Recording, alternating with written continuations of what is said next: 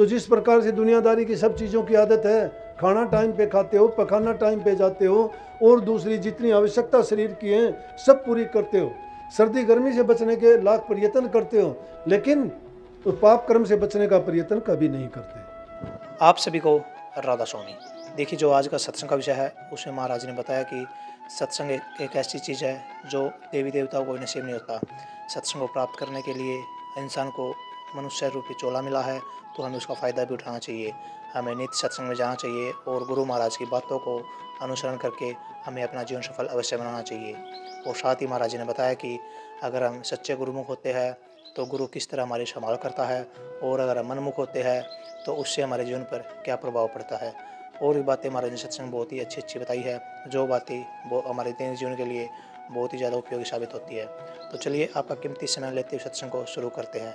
राधा स्वामी। अकबर के सामने उसके दरबार में बहुत ज्ञानी और बहुत प्रतिष्ठित व्यक्ति जो उस टाइम में हिंदुस्तान में हर चीज़ में पारंगत थे, सब अकबर के दरबार में मौजूद थे। और बीरबल उनमें सबसे बुद्धिमान था, लेकिन एक दिन किसी कारणवश बीरबल उनमें नहीं था। सब ने पीछे से अकबर के कान भरने शुरू कर दिए, सब ने विरोध शुरू कर दिया कि आप हमें तो कभी मौका देते ही नहीं, हमें इतनी तरजीह नहीं देते कभी, हमको तो आप कुछ मानते ही नहीं हो। जो कुछ बात होती है बीरबल तू बता, जो कुछ बात होती है बीरबल करेगा, जो कोई समस्या होती है वो बीरबल करता है, जो बीरबल करता है वो हम भी कर सकते हैं।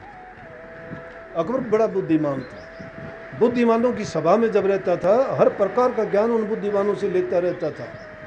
जिज्ञासु का मतलब यही होता है, जिसकी जिज्ञासा होती है वो हर जगह से अपनी जिज्ञासा की पिपांसा को, भूख को, प्यास को तृप्त करने के लिए हर जगह से लेता है।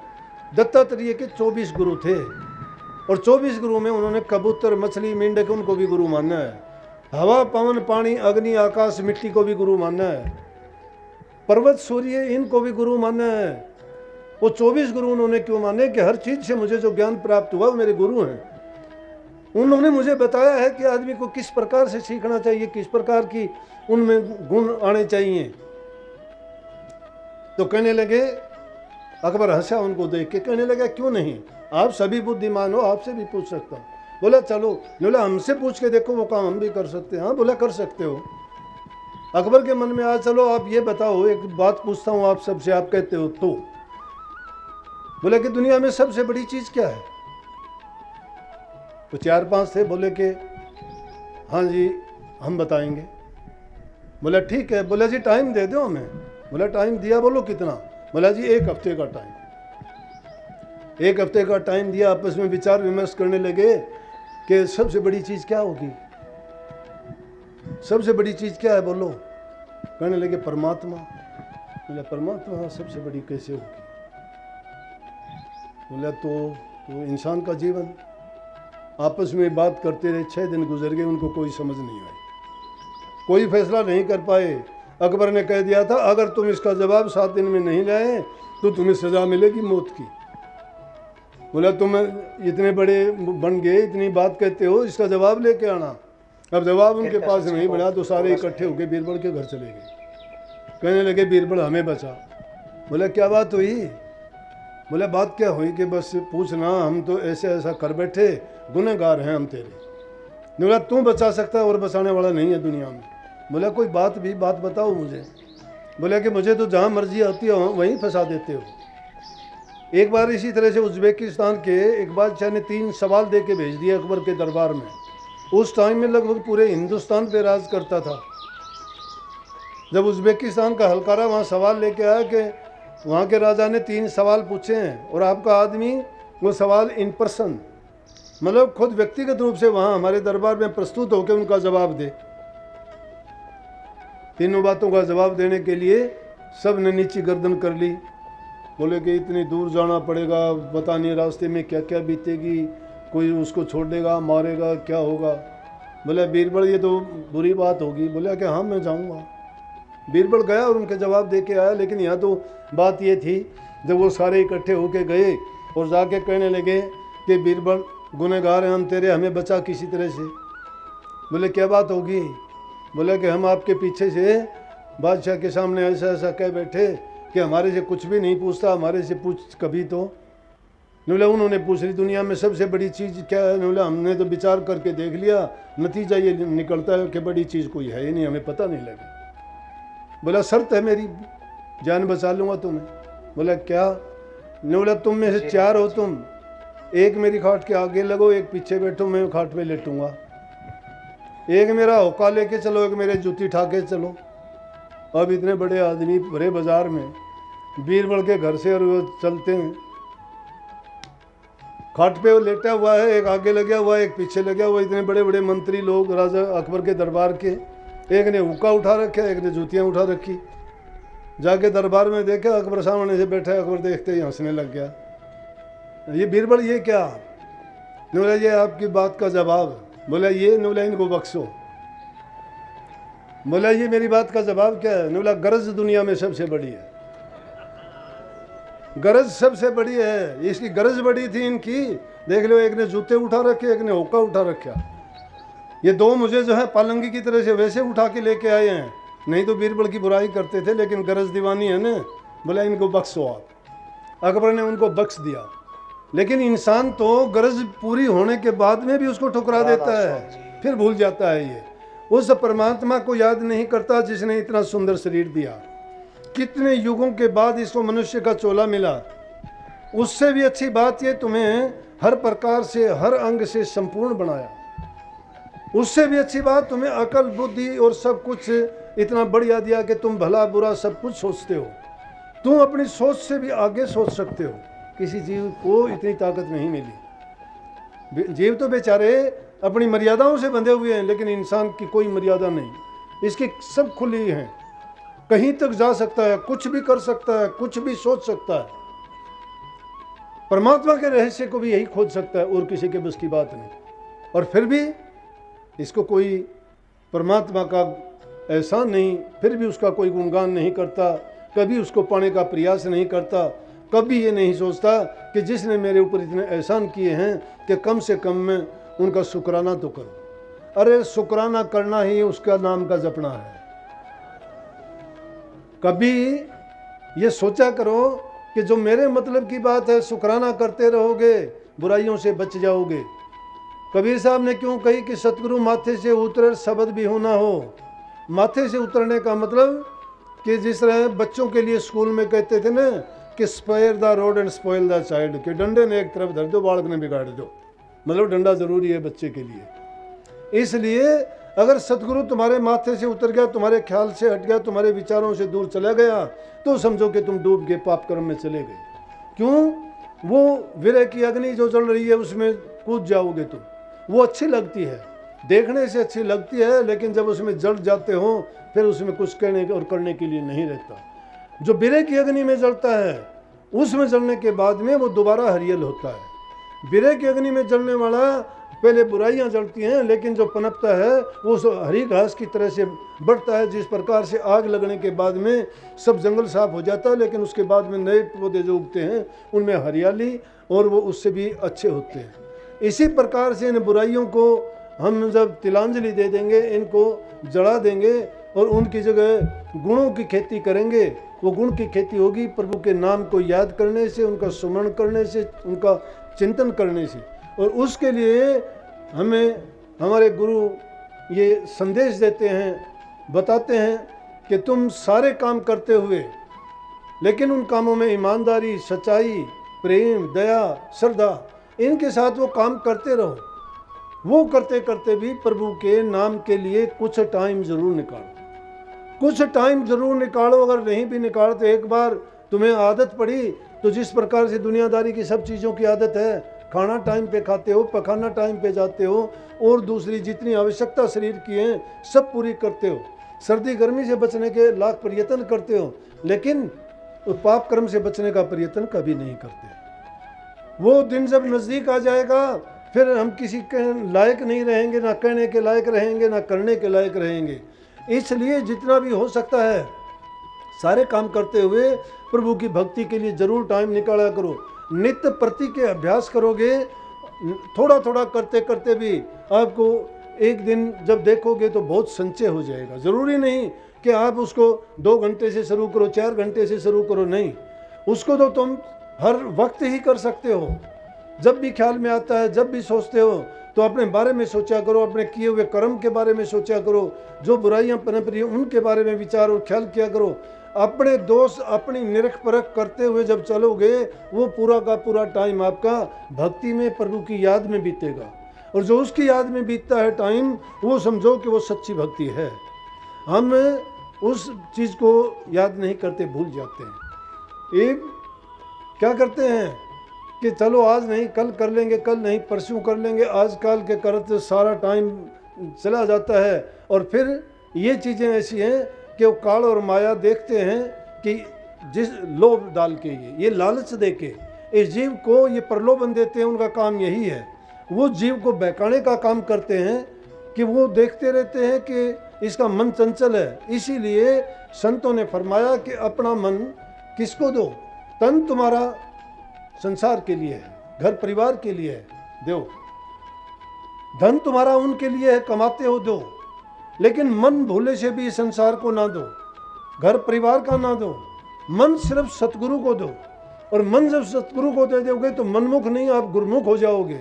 और गुरुमुख का मतलब होगा गुरु की आज्ञा में चलना, गुरु की मर्यादा का पालन करना, गुरु के वचन को मंत्र मानना, गुरु की पूजा, गुरु का यकीन, गुरु पर श्रद्धा और गुरु को ही याद करना जब होगा तो वो सच्ची भक्ति हो जाएगी। क्योंकि मन के सामने और कोई भी ऐसा आदर्श नहीं है जैसा गुरु है। ये हमें रास्ता किसने दिखाया? गुरु ने दिखाया। बुराइयां किसने छुटाई? गुरु ने छुटाई। इसीलिए अनेक प्रकार की जो रचनाएं रची महात्माओं ने, संतों ने, किसी में रोचकता दिखाई तो हर इंसान का मन करता है कि मैं भी ऐसा करूं। अगर उनको भय वाली वाणी दिखाई तो उनको डर दिखाया गया कि नरकों के दुख भोगने पड़ेंगे। और उनसे डर के इंसान कभी कभी डरता है, लगता है। डर जब लगता है तो डरता है। स्वामी जी महाराज ने कही है कि दुखों से डर कर कुछ कुछ लगता, गए दुख वो ही तुरंत फड़कता। दुखों से डर के लगता है इंसान, जब दुख पड़ता है तो इसको सब याद आते हैं, और जब दुख दूर हो जाते हैं तो भूल जाता है। परंतु स्वामी जी महाराज ने असल बात जो कही वो सारी की सारी भक्ति गुरु के इर्द गिर्द घुमा दी। सिर्फ स्वामी जी महाराज ने नहीं, सब संतों ने, सब ग्रंथों ने, कोई इतिहास उठा के देखोगे तो गुरु भक्ति का ही डंका बजा। गुरु भक्ति के बिना काज रति नहीं होता। लेकिन हम क्या करते हैं? हम तो गुरु से द्रोह करते हैं, गुरु से घात करते हैं। क्या कही स्वामी जी महाराज ने? गुरु से द्रोह घात जो करता, गुरु को मानस रूप समझता, सो जीव जानो अपघाती, उन संकाल करे उत्पाती। उन संकाल करे उत्पाती। गुरु से द्रोह घात जो रखता, गुरु के साथ द्रोह रखते हो। गुरु नहीं रखता किसी के साथ। कबीर साहब कहता है, कबीर गुरु सब कुछ है, गुरु को चाहे न कोई। गुरु सबको चाहता है।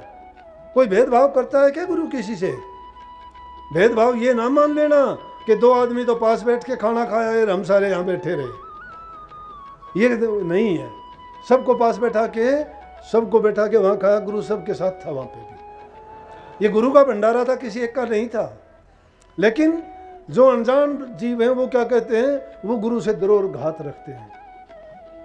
वो इंसान समझते हैं गुरु को। गुरु को खुदा जो मानता है वो नहीं समझता। गुरु के बारे में उसकी मिथ्या बात नहीं हो सकती, बुरा ख्याल नहीं आ सकता। एक लड़की थी, अब वो कहाँ आई नहीं होगी, आई होगी तो बुरा लगेगा उसको। जय गुरुदेव की शिष्या थी। जय गुरुदेव जब संसार से चले गए, वो बेचारी अपने पास आने लगी आश्रम में। काफ़ी दिन रुक के जाती है। तो कभी कभी हो जाता है। वो एक दिन मेरे से कहने लगी, जी एक बात बताऊं आपको। मैं हाँ बोल। बोला मेरा मन करता है मैं आपको गाड़ियाँ दूँ। बोलो। मैं बोला भाई मैंने आपका क्या बिगाड़ा? बोला ना मेरा मन करता है दूँ आपको। मैंने सोच लिया कि ये कोई ना कोई दिमाग की खराबी है। मैं कोई बात नहीं। उसके बावजूद भी रही वो आश्रम में। फिर कुछ दिन के बाद मैं बोला घर चली जा। अब आती है फिर भी रह के जाती है, कभी महीना कभी 20 दिन। तो बताओ मेरा उसमें क्या था? बल्कि मैंने उसके लिए ये कहा, वो बोली हम नाम यहाँ से ले लें। मैं कोई भी आता मैं कहता हूँ नाम यहाँ से क्यों ले लो, नाम आपने गुरु से ले रखा है। वैसे तो अगर आपसे पूछा जाए तो कहते हो गुरु सब एक हैं। गुरु सब एक नहीं है। अंतर तो इंसान में, ये मनुष्य में अंतर, कोई हीरा कोई कंकर। मिट्टी के बर्तन भी एक नहीं है। एक तो गंदगी की बरौली बनती है और एक में घी डलता है। एक जैसे थोड़े हैं। लोहा भी एक जैसा नहीं है। एक तो बधिक के तीर में डाला जाता है, एक लोग जो है पूजा में रखा जाता है। एक चीज़ कैसे हो सकती है? इंसान और इंसान में भी अंतर है। इसी प्रकार से मदमुख और गुरुमुख हैं। जो गुरुमुख होते हैं वो द्रोह और घात नहीं रखते, लेकिन इंसान की ये फितरत है कि वो जिसका खाता है वो चाहे उसमें कितने एहसान कर दे उसी से दुश्मनी करता है। अरे जिसका नमक खा लेता है आदमी और उससे नमक हरामी पड़ करता है, उस जैसा गद्दार तो हो ही नहीं सकता। जो पुत्र माँ का दूध पीता है और उस माँ को ठोकर मारता है, घर से निकालता है, उसको गालियाँ देता है, छोटी माँ का गुलाम बन जाता है, बड़ी माँ को ठोकर मारता है, जिससे सब कुछ पाया, वो कैसे भला और अच्छा होगा? और जो गुरु से नाम लेके गुरु से घात जो करता है उस प्रकार तो गद्दार और गिरा हुआ, उसके तो 7 जन्म भी बीत जाए तो भी वो भक्ति के रास्ते में कभी कामयाब नहीं हो सकता। इसीलिए स्वामी जी महाराज ने कही, गुरु से द्रोह घात जो रखता, गुरु को मानस रूप समझता। गुरु को तुम मानस मत जानो, वो है सत्य पुरुष की जान। गुरु को मानस जानते ते नर का ये अंध, दुखी हुए संसार में आ गए यम का फंद। गुरु को मानस जानते चरना मत को पान, सेना नर की जाएंगे जन्म जन्म हो स्वान। जन्म जन्म तक नहीं कहें कि उनको कुत्ते की योनि मिलेगी। कबीर साहब कहते मैं नहीं कहता, मैं तो उनकी बात आपको बताता हूँ, ऐसा कहा जाता है, बाकी तो जो करेगा सो भरेगा। इसलिए कही है कि गुरु से जो द्रोहघात रखता है, गुरु को मानस रूप समझता है, उन जीवों की ये हालत है, वो जीव अपघाती हैं और उनके संग काल उत्पात करेगा। गुरु नहीं उनको बचा सकता। फिर क्यों? गुरु से तो उसने घात कर लिया, गुरु से तो द्रोह कर लिया उसने। गुरु उसकी क्या खाक रक्षा करेगा? गुरु रक्षा उनकी करता है जो अपनी रक्षा स्वयं करते हैं। जो स्वयं अपनी रक्षा नहीं करते और गुरु के आगे गिड़गिड़ाते, मेरा ये कर दो जी, मेरा वो कर दो जी।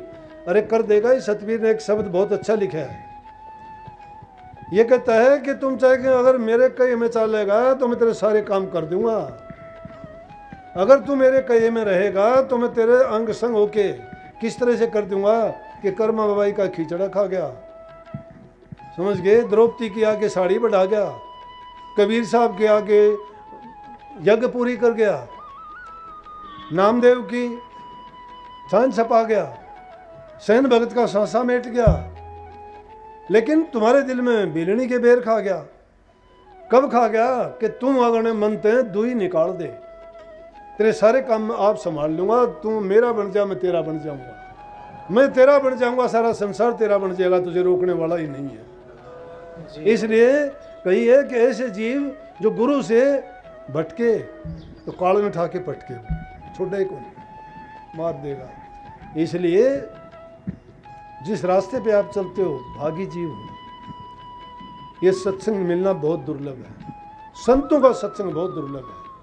और चीज बहुत मिल जाएंगी, कहते हैं ना माँ बाप मिल जाएंगे 184 में, गुरु सेवा और बंदगी फिर मिलने की ना बड़ी मुश्किल है। लेकिन हमें प्राप्त है वो, औरों को जो दुर्लभ चीज है हमें सुलभ है।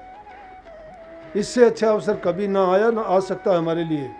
हम वो सोनेरी अवसर प्राप्त है हमें, इंसान का चोला, गुरु का मिलना, सत्संग का मिलना, नाम की भक्ति मिलना और हर प्रकार से सुखी संपन्न, इससे बढ़ के क्या मौका होगा। इसलिए प्रेमियों, पूरी लगन के साथ, प्रेम के साथ, पूरे अपनी शक्ति के साथ प्रभु को याद किया करो, गुरु के बन के रहा करो। गुरु तुम्हारा है, तुम्हारा रहेगा और बाल विवाह का नहीं होने देगा अगर गुरु के रहे। सबको बहुत बहुत आशीर्वाद। राधा स्वामी। सत्संग को पूरा सुनने के लिए बहुत बहुत धन्यवाद। हम आशा करते हैं आपने सत्संग को बड़ा ही ध्यान से सुना हुआ।